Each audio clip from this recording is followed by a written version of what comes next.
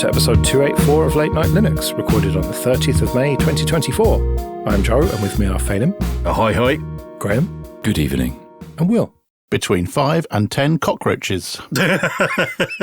So we're recording a little bit early on the Thursday. Normally we'd record on the Monday night. So we may miss some big news stories. So whatever that big news story that everyone's talking about, I don't know, we'll talk about it at some point. But anyway, let's do what we have the news then. Here's what we're working on in Firefox. This is a post on Mozilla Connect from John, the community manager. And it all looks quite promising. I know we give them a lot of shit, but it actually looks quite good, I think. Tab grouping, vertical tabs, customizable tab wallpaper, intuitive privacy settings, more streamlined menus, continuous work on speed, performance, and compatibility. This sounds like the type of shit we want them to work on, doesn't it? Yeah. I'd also like them to work on a bookmark manager that isn't arse. Like that one, you know, you've got too many bookmarks that you just can't use dragging around the menus. The fanciful nonsense. The Control-Shift-O or whatever it is to get up the big bookmark manager. It's an awful looking piece of thing. It's like 90s and it's just stayed there ever since. Go and work on that next. That'd be great. Phelim, you need to look in the top right. Pocket. No, I don't have Pocket. I've broken Pocket out in the About page of my thing, so it never even gets a chance to load. I know what would help. Some AI, Phelim, sorting your bookmarks for you. Do you know what? I think it wouldn't. I do enough hallucinations without that on top. I was on a call this week where somebody had the vertical tabs add-on in there working. And if you've got a whole bunch of open tabs, it really does make organizing them and seeing what's there much, much easier. So I'm looking forward to that getting some polish. Do you think so? Yeah. Oh, I don't know. I tried it once and I quickly got rid of it because I didn't like it. I do like Tab Groups, though, which is a plugin. If they can do something like that and have it built in, that'd be nice because then it wouldn't potentially break, even though it has worked ever since. But yeah, when you've got a lot of stuff, like you just have a lot of stuff and you've got to have some way to manage it. Well, like I said, we often give them a lot of shit. And I think it's time we gave them some praise. So well done, Mozilla. Hang on. They haven't done it yet. They haven't done it yet. Let's just wait until they do it. Right, okay. But at least they're concentrating on making the browser better.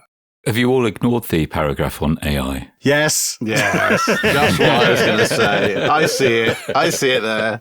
I don't. It's not there. Yeah, I'm sort of ad blind to it. Don't worry, Phelim. We are approaching the use of AI in Firefox, which many of you have been asking about in the same way. We're focused on giving you AI features that solve tangible problems, respect your privacy, and give you, Phelim, real choice. Well, yeah, like AI-generated alt text for images. Oh, great. That is great. Fuck you. You don't need them. It's an accessibility feature. Yeah. Oh, an accessibility feature that's potentially wrong. That's great. Fucking, hey, blind person, good luck fucking diffusing the bomb when I've mixed all the colours up. Don't know why there's a blind person diffusing a bomb, but anyway. Look, it's better to have something than nothing. No, it isn't. It's better to have a correct thing. An incorrect thing is of no use to anybody. In fact, it's probably twice as bad. So you've got me started already. Jesus Christ. Whatever. Anyway, I think this is broadly positive. It's more broadly positive movement from Mozilla, and I'm not having any naysaying. Yes, Dad. Good. All right, Phelim, you've snuck a bit of KDE bollocks in. Yeah, just KDE Plasma 6.1 beta's out, and there's a couple of features for that are looking really cool. Triple buffering in KWin, so that's for rendering and animations and stuff. And then for people who've got NVIDIA graphics cards, the Wayland Explicit Sync protocol, I don't know what it does, but apparently that drivers that NVIDIA have used that quite a bit, so that will speed up games. And then the other thing I'm looking forward to is the remote desktop supportability in Plasma. So there'll be, I think it's FreeRDP daemon, I think, is running in the background. And KDE always had the K frame buffer or whatever it was called, but it was always a bit shonky and I didn't like the way you had to connect to it. And at least this is a protocol that you could use from, well, even Windows, for God's sake. So yeah, and it's nice and reliable. It's better than VNC. So that's quite cool to see that coming in. I'm excited to learn that KDE has a shake to find cursor feature, which is one thing from when I used a Mac that I really quite liked. So this is news to me, and I'm glad to see that it's being enabled by default. It's a good feature. I didn't know it had it.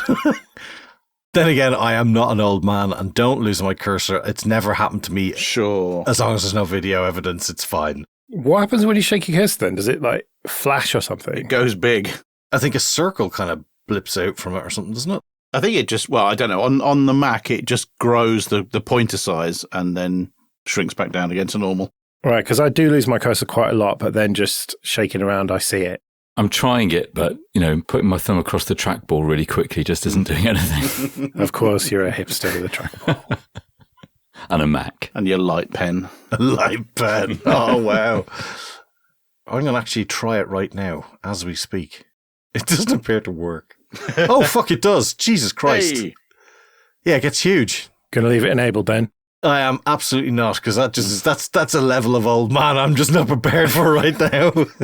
It's bad enough having fucking reading glasses, for Christ's sake.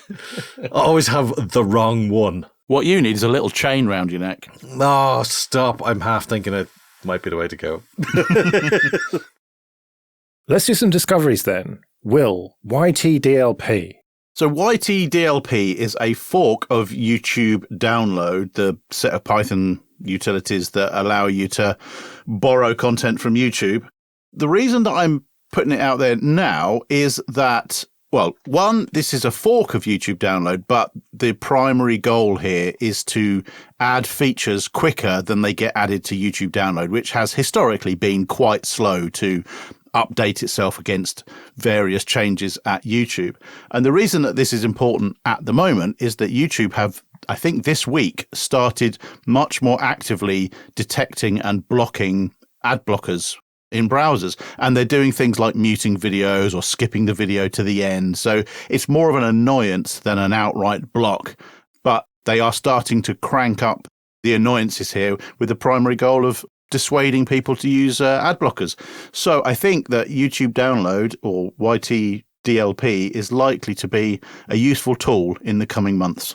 Yeah. Now, I use the snap of this, which is maintained by someone called Degville. So, Graham, please keep it up to date. It sounds like it's going to be important. Thanks. Yeah, I'm quite proud of maintaining that one. Yeah, the only annoying thing is that I can only download stuff to my home directory, and then I need to move it or rsync it out to where I actually want it. But that snaps for you.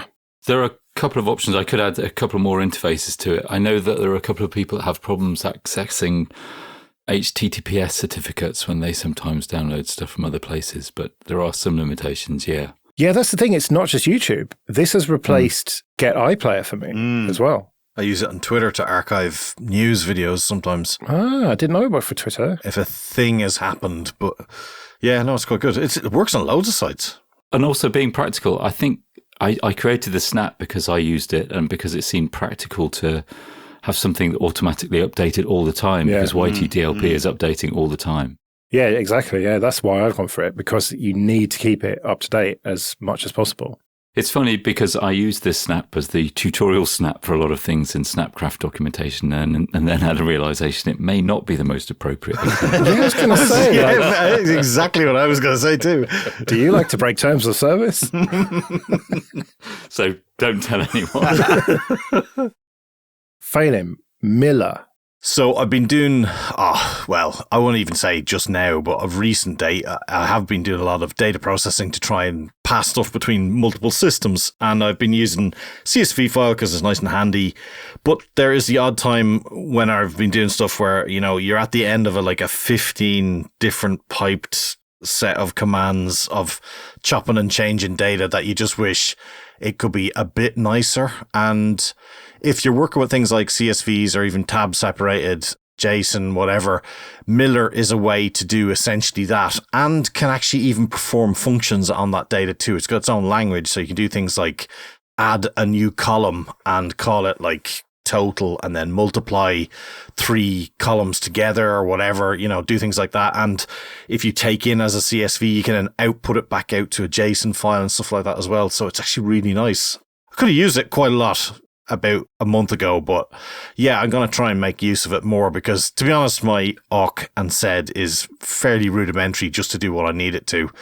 And, you know, it would be nice to have a better tool for it. Yeah, in the README it says Miller is like awk, sed, cut, join, and sort for data formats such as CSV, TSV, JSON, JSON lines, and positionally indexed. The real nice thing is the fact that you can do queries on it as well. Like you can say, look, filter by one of the columns. Like they give an example even in their simple one there where they say, you know, colors one of the columns. They say filter by yellow. But you can do lots of stuff like that and then add in your own columns. Like that's a really good feature. As a lot of people said, like it can make actually, you know, things like pandas and stuff in Python. You can kind of almost say, well, do I really need this? I can just use this thing in the back end. So it's quite cool. And then if you look on the installation, it says yum install Miller or apt-get install Miller. So it's in the repos then. Aye, it is, yeah. Nice and handy. Nice. It's just, remember that the command is MLR, not like me where you install it and then go, why is it not fucking working? And it's like, oh, right, okay. You have to alias it. Yeah, that's just going to end in trouble because something else is going to be that too. There must be a reason it's MLR. I don't know. They're lazy for typing, I don't know. And you've got a related one, CSV Lens. Yeah, so this is a Rust application. It's not available in any package repos, but it's just a nice way of looking at CSV files. I have some fairly colossal and awful CSV files I've been working with, like 30 odd columns long. And yeah, I could load them into Calc in LibreOffice, but yeah, it's nice to be able to do that on a command line, even when it's up on the server. And so this is a nice TUI for looking through CSV files. It's quite cool. The only thing that was really annoying was when I did compile it, it took in about, I don't know, 200 odd megabytes and like literally hundreds of packages to compile. And I was just like, what the fuck is it doing? And it took like the longest Rust tool I've ever installed. I mean, obviously it's not that big, but it just insane amount of dependencies on this thing. I don't know what it's doing. It's funny, it actually passes the challenge that I saw on Mastodon recently. It was the open source project written in Rust, not mentioning it in the README file challenge. Really? Yeah, it sort of mentions Rust in the installation bit, but it doesn't lead with written in Rust like every other fucking application does. Maybe they're ashamed of the amount of dependencies they have. Okay, this episode is sponsored by Kolide. When you go through airport security, there's one line where the TSA agent checks your ID and another where a machine scans your bag. The same thing happens in enterprise security. But instead of passengers and luggage, it's end users and their devices. These days, most companies are pretty good at the first part of the equation, where they check user identity. But user devices can roll right through authentication without getting inspected at all. In fact, a huge percentage of companies allow unmanaged, untrusted devices to access their data. That means an employee can log in from a laptop that has its firewall turned off and hasn't been updated in 6 months. Or worse, that laptop might belong to a bad actor using employee credentials. Kolide finally solves the device trust problem. Kolide ensures that no device can log into your Okta-protected apps unless it passes your security checks. Plus, you can use Kolide on devices without MDM, like your Linux fleet, contractor devices, and every BYOD phone and laptop in your company. So support the show and go to kolide.com/late-night-linux to watch a demo and see how it works. That's KOLIDE.com/late-night-linux. On to a bit of admin then. First of all, thank you everyone who supports us with PayPal and Patreon. We really do appreciate that. If you want to join those people, you can go to late-night-linux.com/support. And remember that for various amounts on Patreon, you can get an advert-free RSS feed of either just this show or all the shows in the Late Night Linux family. And you even get some episodes early. And if you want to get in contact, you can email show@latenightlinux.com. Graham, Golden Cheetah. Is this some sort of breakfast cereal? Okay, so because I work from home, I am very sedentary. I don't do anything. So I try to do some exercise every day, and I do this on a bike trainer in the garage, like a hamster. What, like a poor man's Peloton? Yeah, like a poor man's Peloton. Actually, for years, I did this using a bike that went on rollers, so I used kind of balance to do it. What, an actual bike? Yeah. And I did this and listened to podcasts and listened to music and tried to do half an hour a day. Honestly, It improves my mental outlook as well as my physical outlook, and I still do it. You could always leave the house. Yeah, I could leave the house, but the weather in this country is abysmal, like everything else. So a couple of years ago, I got a smart hub trainer, which is a thing that changes the level of resistance on your bike according to how you program it. And there's a kind of an open protocol for this. So this is the backstory before we get to Golden Cheetah. So the most common way of kind of programming this resistance is using something like Zwift, which is a popular sporty kind of app, gamifies training. You have 3D worlds on a smartphone and you can ride around these. And if you go up a steep hill, the resistance gets harder. If you go down, it gets less, and you can do workouts. Zwift recently increased its price from something like £12.99 to £17.99. $12.99, I kind of ignored it. It was too expensive, but I'm not paying for gym membership. But $17.99 is too much. Per what? Per month? Per year? Month, yeah, per month. Oh, per month? Wow. What? Yeah, it's too much. Before, it's cheaper than gym membership, and I sit there in the garage. Only just. Remember, $10 a month for ad-free feeds. So I've been looking at Linux and open source alternatives, and Golden Cheetah. I'd never heard of it before, but it's this amazing desktop application that not only lets you create workouts that changes the resistance over time for your smart trainer or smart hub, but it lets you analyze all of your workouts. I'm not seriously into this, but you can get very geeky over the data, like I've mentioned with my Garmin watch before. Golden Cheetah is like the geekiest portal to all of this data I've ever seen, and it'll let you program your smart trainer. So the big downfall with this is that it's a desktop app. There isn't like an Android app you can use. But linked to this find is the fact you can run it on a Steam Deck. So I can attach the Steam Deck to my bike in the garage and run Golden Cheetah. And it's just this perfect geek world while I'm also doing my kind of hamster workout. So what, attached via USB then? It's Bluetooth. So BLE, and it also supports a load of smart hubs via whatever specific protocol they're using. It supports a load of hardware. It works with mine through Bluetooth. I was going to mock it until I saw the graphs, and now I'm roped in. It's very cool, and like if you're doing this every day, you want it to be kind of interesting. I do it for half an hour. So a workout means you can do kind of interval training. So you do like 2 minutes of intense difficulty, then a couple of minutes of relaxing. You can kind of vary this and create different workouts of how you want to do it. And you can get geeky about it, which kind of makes your brain forget you're actually doing exercise. And Golden Cheetah is the perfect format for this. And so this can control the Peloton ripoff. It can. It's an open format, actually. So there's lots of these smart hubs for cycling, and it's an open standard. And yes, it can control them. It changes the resistance. Your FTP is basically your fitness level for biking. So you put your FTP in and it'll dynamically change the resistance according to your fitness level and the workout that you've programmed into it. And you can create workout programs in Golden Cheetah to do this. And then analyze the output after you've done it. So your heart rate is linked to this, your cadence, which is the amount of pedals you're doing, and your virtual speed and all that kind of stuff. Can you program it to randomly make it seem like you've hit a route and chuck you over the handlebars? No, I don't think you can. Someone should hack that in. I think it'd be funny. And Flux. Okay, so this is closely related to Golden Cheetah. Golden Cheetah being this kind of workout trainer, statistics overload application that I run on a Steam Deck attached to my handlebars. It's not actually very practical attaching a Steam Deck to your handlebars. Gaffer tape. Flux is very similar to Zwift in that it runs workouts, but it does it on a server you can deploy via JavaScript and NPM on your own network and access through a browser on your Android phone. It's like a very minimal set of what Golden Cheetah does. And actually, I find it much more practical to use, like on my bike, where I can just attach the phone.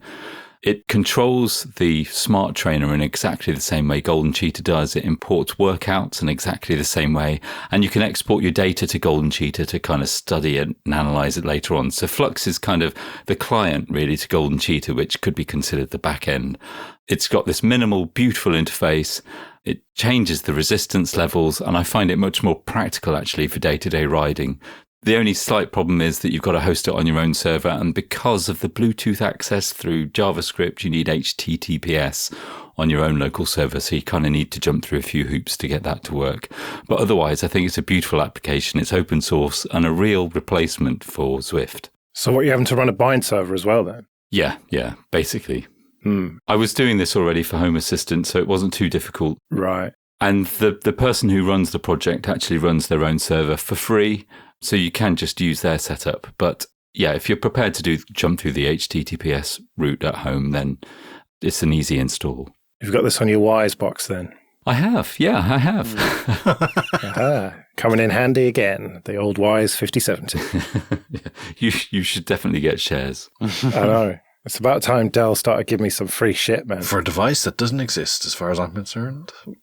Well, I'll put a load in a van and drive it over for you. Too right. Do it. Some ThinkPads as well, maybe. Well, I've rediscovered that you can follow Mastodon accounts in an RSS feed reader.